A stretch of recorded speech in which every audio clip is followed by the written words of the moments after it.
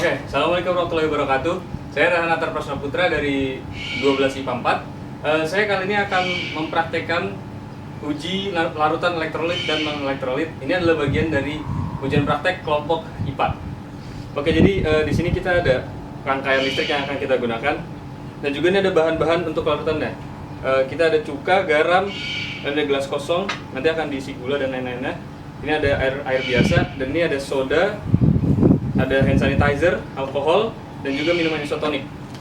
Nah, untuk rangkaiannya kita menggunakan baterai disambungkan ke dua kabel. Dua kabel itu terhubung kepada jepit buaya dan juga paku. Lalu ada yang satunya lagi, ada kabel yang terhubung ke jepit buaya dan satunya lagi ke paku. Dan kita menggunakan bohlam lampu kecil untuk mengetes apakah larutan itu elektrolit. Oke, setelah tadi bahan-bahan yang kita kenalkan, sekarang saya akan merakit rangkaian listriknya agar dia bisa digunakan untuk mengetes larutan-larutan ini. Pertama, kita jepit dulu kedua jepit buaya ini ke lampu yang sudah dipasangkan kepada fitting. Fitting ini ada dua kutub positif negatif. Oke, satu lagi kita jepit di ujungnya.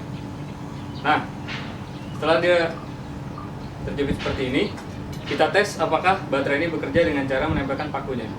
Ini maaf karena siang, tapi ini bisa dilihat, ini bohlam lampunya menyala.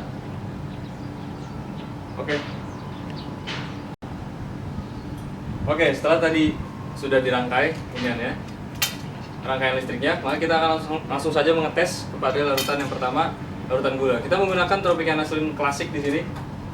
Ini larutan gulanya. Oke. Nanti jika ini elektrolit, maka itu akan menyala. Tidak kelihatan apa-apa dan juga tidak muncul gelembung sama sekali.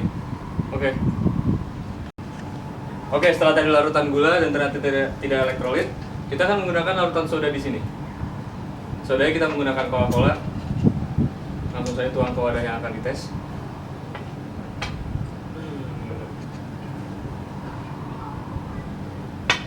Oke, ini pakunya sudah terhubung ke baterai dan lampu. Langsung kita celupkan. Ya, tidak terlihat lampu menyala dan tidak ada gelembung sama sekali. Oke, setelah kita menggunakan tadi larutan kedua, larutan ketiga kita pindah ke hand sanitizer. Ini juga bisa dibilang dengan mengetes alkohol ya. Langsung saja kita campur dengan air. Oke.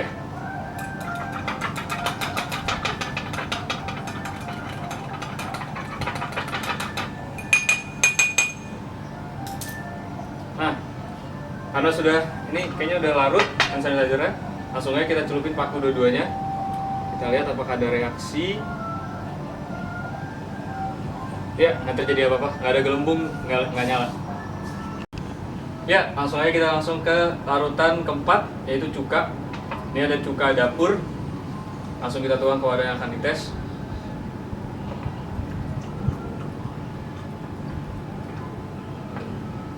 Nah, langsung aja celupin paku dua-duanya.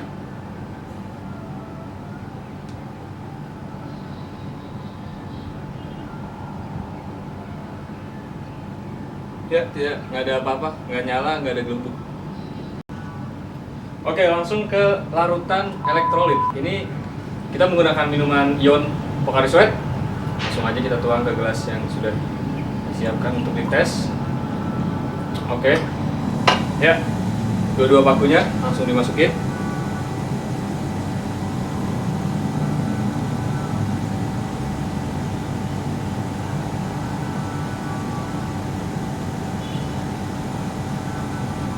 Wah, nggak bohong, ini keren. Paku yang sebelah kanan keluar banyak gelembung. Jadi, tapi lampu belum nyala, jadi ini tetap masuk kategori elektrolit lemah. Oke, langsung masuk ke larutan terakhir. Ini ada garam dapur atau garam meja. Langsung kita campur dengan air biasa. Oke. Lalu setelah campur, jangan lupa karena larutan harus diaduk dulu.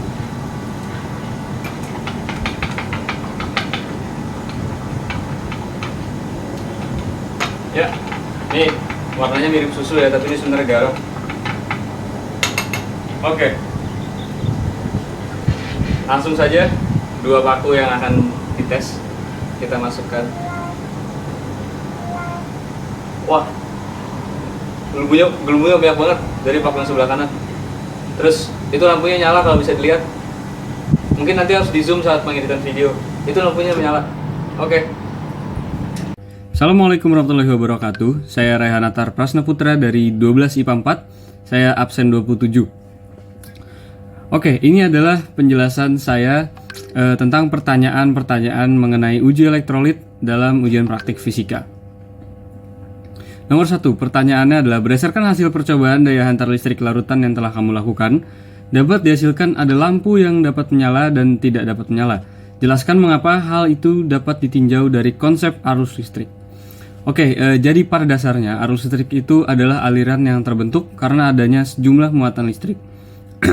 Muatan-muatan listrik ini bergerak mengalir dari ion ke ion yang ada di larutan tersebut. Nah, jika tidak ada ion yang terbentuk dalam larutan, tentu saja dong muatan listrik tidak dapat mengalir. Nah, sedangkan jika terdapat ion-ion dalam larutan, arus listrik dapat mengalir dan dapat mengalir dari katoda ke anoda dan dapat dalam percobaan saya maka dia akan dapat menyalakan lampu. Nah, pertanyaan kedua, berdasarkan hasil percobaan daya hantar listrik, larutan yang telah kamu lakukan, larutan mana saja yang termasuk ke dalam konduktor dan larutan mana saja yang termasuk ke dalam isolator?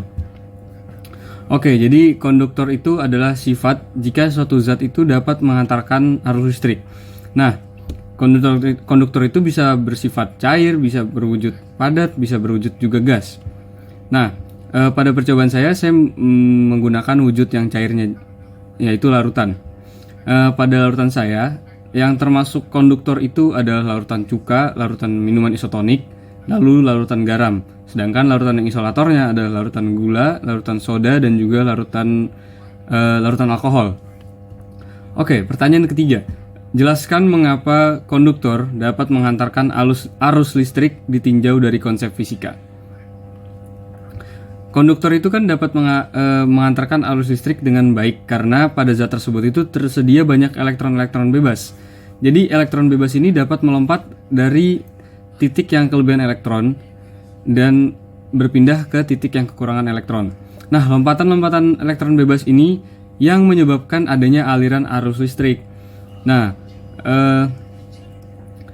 arah pergerakan arus listrik ini berbeda dengan arah pergerakan elektron. Arah arus listrik itu bergerak dari muatan plus, bermuatan yang kekurangan elektron, ke muatan yang minus, yang kelebihan elektron. Sedangkan tadi elektron itu bergerak dari yang bermuatan minus, yang kelebihan elektron, kepada yang bermuatan plus, yang kekurangan elektron. Oke, sekian jawaban saya dari pertanyaan-pertanyaan fisika sesuai dengan uji coba yang saya lakukan. Terima kasih banyak sudah menonton. Mohon maaf jika ada kekurangan dalam menjawab pertanyaan-pertanyaan ini atau ada kata-kata yang kurang jelas. Saya Rehanatar, saya pamit undur diri. Terima kasih sudah menonton dan mendengarkan. Assalamualaikum warahmatullahi wabarakatuh. Assalamualaikum warahmatullahi wabarakatuh. Saya Rehanatar Prasnaputra dari 12 IPA 4. Saya nomor absen 27. Saya akan menjelaskan dan mempresentasikan laporan uji larutan elektrolit saya. Ini video dibuat untuk memenuhi nilai ujian praktek kelompok peminatan MIPA. Oke. Penelitian ini berjudul Uji Coba Elektrolit dan Non-Elektrolit. Landasan teori yang saya gunakan adalah larutan itu adalah campuran homogen antara zat terlarut dan juga zat pelarut.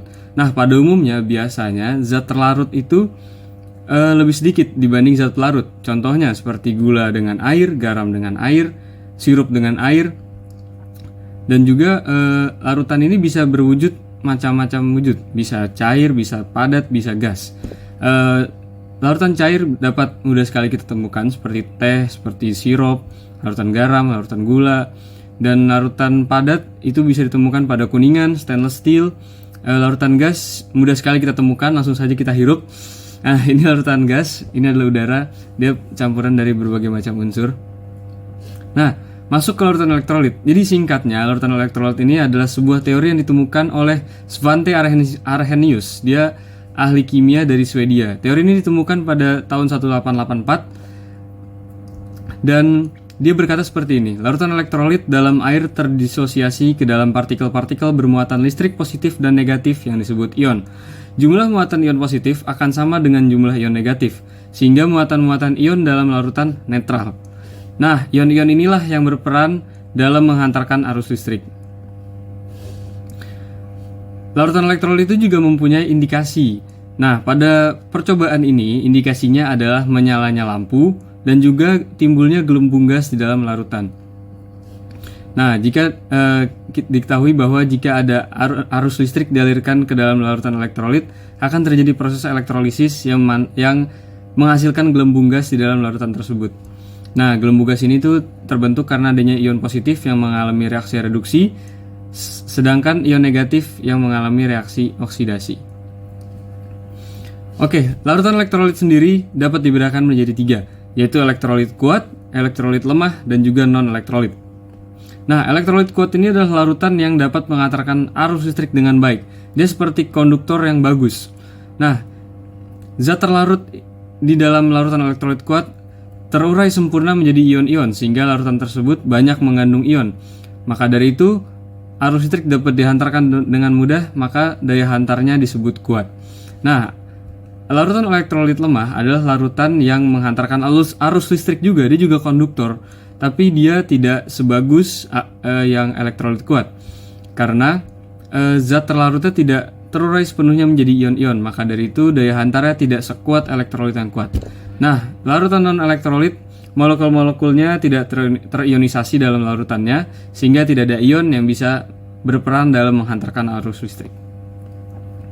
Oke, rumusan masalah yang saya gunakan adalah yang pertama, bagaimana ciri-ciri dari larutan elektrolit kuat, elektrolit lemah, dan juga non-elektrolit, dan apa saja sih yang termasuk larutan elektrolit kuat, elektrolit lemah, dan juga non-elektrolit, dan bagaimana perbedaan-perbedaan antara elektrolit kuat, elektrolit lemah, dan juga non-elektrolit. Oke, jadi tujuan dari penelitian ini adalah mengidentifikasi daya hantar listrik pada larutan-larutan yang saya punya, dan juga mempelajari perbedaan antara larutan elektrolit kuat, elektrolit lemah, dan juga non-elektrolit. Dan yang terakhir adalah mengelompokkan beberapa macam larutan ke dalam kategori kuat, lemah, maupun non-elektrolit sesuai dengan ciri-ciri dan fakta yang didapat dari hasil eksperimen ini.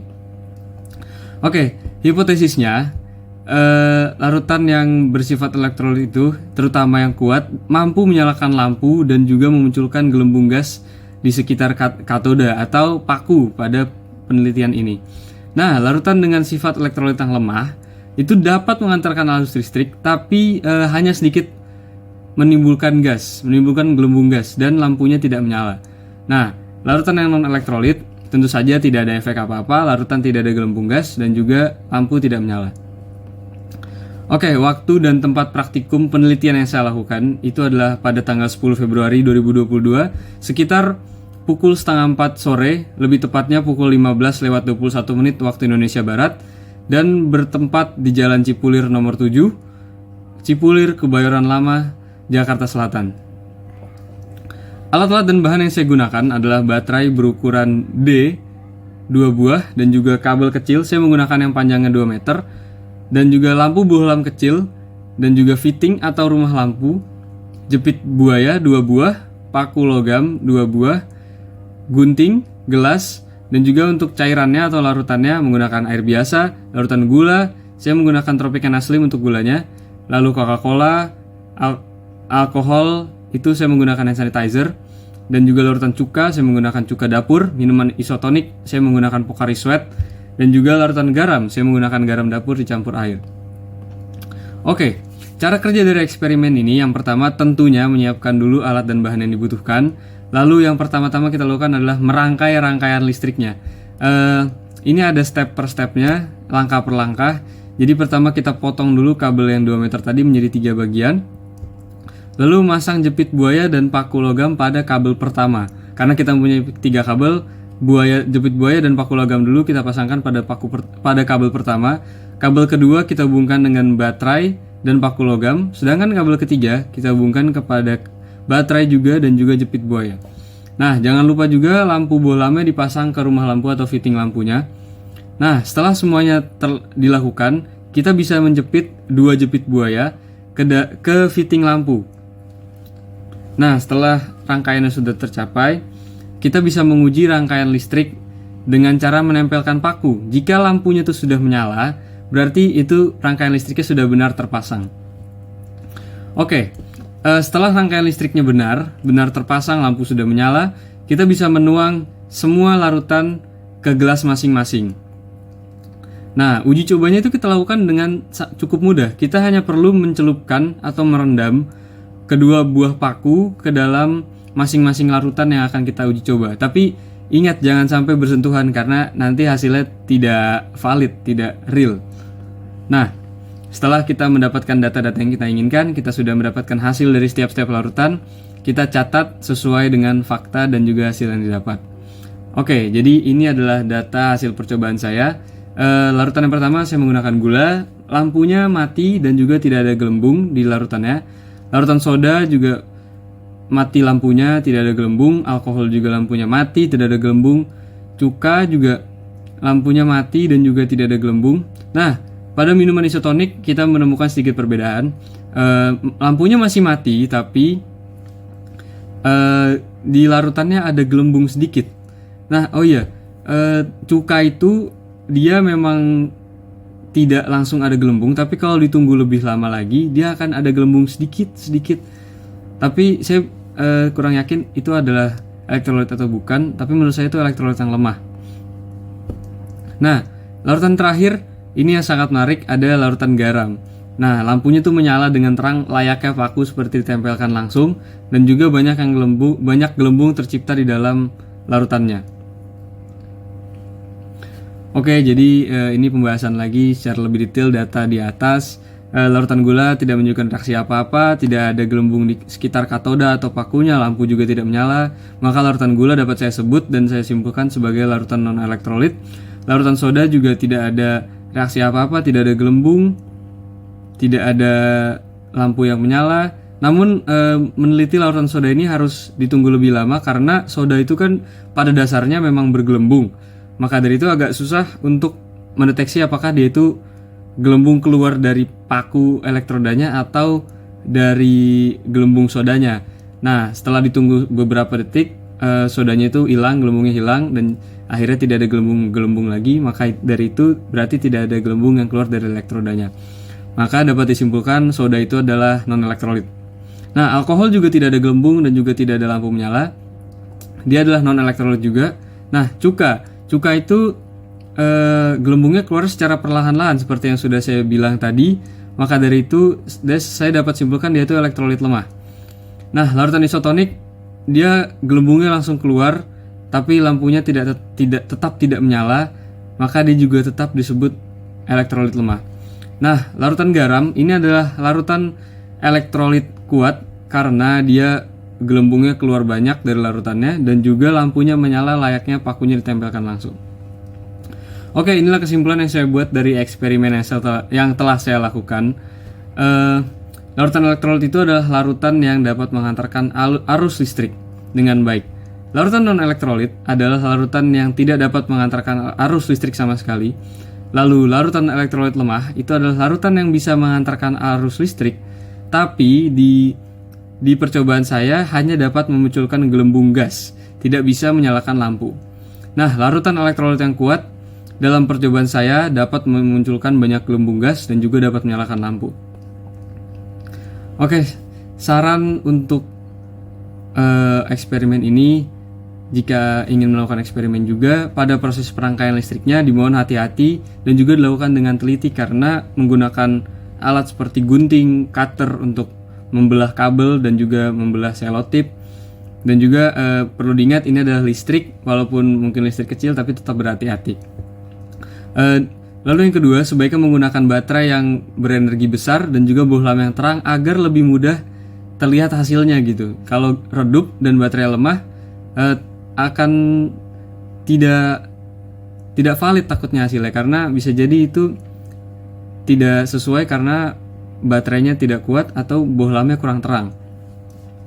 Nah, yang ketiga, setelah pakunya itu direndam ke larutan, sebelum pindah ke larutan berikutnya, itu kalau bisa pakunya direndam dulu di air biasa, dibilas dan juga dikeringkan agar larutannya tidak terkontaminasi, maka hasilnya bisa valid. Dan setelah kegiatan uji coba selesai, tentu saja tempat di mana Anda melakukannya itu dibersihkan lagi, dirapikan lagi agar tidak terjadi hal-hal yang tidak diinginkan lah. Oke, ini sumber-sumber saya. Saya membaca artikel dari Ruang Guru yang ditulis pada 14 Januari 2022, judulnya Memahami Larutan Elektrolit dan Non-Elektrolit beserta contohnya. Nah, ini ada linknya jika ingin dibuka. Lalu saya juga menggunakan sumber dari Wikipedia, ditulis 30 Desember 2021. Ini untuk Wikipedia bukan ditulis 30 Desember 2021 ya, tapi terakhir diedit 30 Desember 2021. Judulnya hanya elektrolit. Ini juga ada linknya, saya sertakan di bawahnya. Dan juga terakhir sumber yang saya gunakan adalah dari Kumparan. Itu ditulis pada 18 Januari 2022, berjudul Larutan Elektrolit dan Non-Elektrolit, pengertian, ciri-ciri, dan contohnya. Linknya juga sudah saya sertakan di bawahnya. Oke, sekian laporan dari eksperimen uji larutan elektrolit saya. Jika ada kata-kata yang kurang masuk akal atau kurang masuk di hati, mohon dimaafkan. Saya pamit undur diri. Terima kasih banyak sudah menonton, menyaksikan, dan mendengarkan pembahasan saya ini. Terima kasih banyak. Wassalamualaikum warahmatullahi wabarakatuh. Berikut rangkaian-rangkaian dari 6 larutan yang kita gunakan untuk mengetes elektrolit atau tidak. Saya dapat menyimpulkan bahwa garam adalah salah satu yang termasuk elektrolit, dan isotonik, cuka, termasuk elektrolit lemah. Tadi terutama untuk yang cuka, sebenarnya jika ditunggu lebih lama lagi akan keluar gelembung-gelembung sedikit. Tapi larutan soda, larutan alkohol, larutan gula itu tidak elektrolit. Oke, sekian, saya Renata Prasaputra. Terima kasih sudah menonton ujian praktek larutan saya. Mohon maaf jika ada kesalahan. Assalamualaikum warahmatullahi wabarakatuh.